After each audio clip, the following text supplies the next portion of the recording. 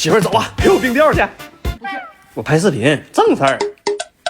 好吧。哎，你这媳妇儿这对劲儿呢。上回电年放电，你们不都说电的不明确吗？今天咱们就去钓一个跟它势均力敌的鱼回来电。出发！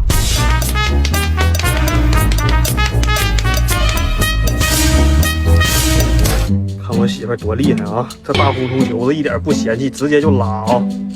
给老娘的鱼手指盖里弄的全是红头。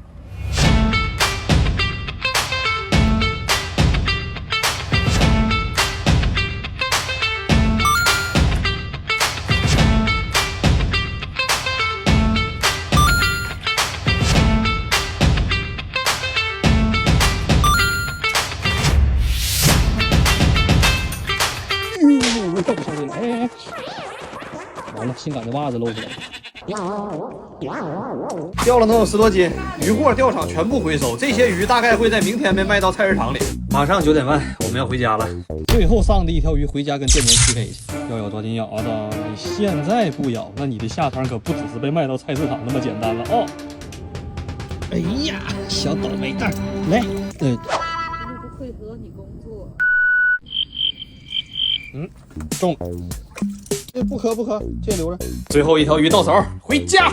到家了啊，挺好，鱼还活着。我给它先过点温水适应温度，完了就扔进去挨电啊！完犊子了，兄弟们呐！柳根是冷水鱼，我给忘了。它一过温水就油的像我亲姑姥扔洗衣机里那假发片子似的，完事儿了。没等电呢，先热死了。哎，这死鱼你行道没问，这辈子你不带吃分的你。不行，我这视频不能就这么失败的结束，实在不行。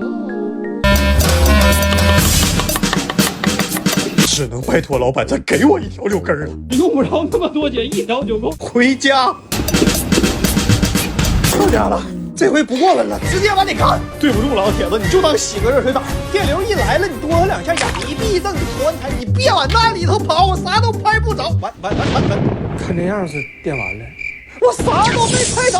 啊，谢谢啊，还特意电一下让我看看。我实在是没脸再管老板要一条了。而且我现在良心特别不安，就因为我的失误导致他替别的鱼遭了这些罪，还活着呢，应该能缓过来。看来想让我良心过得去，只能这么做了。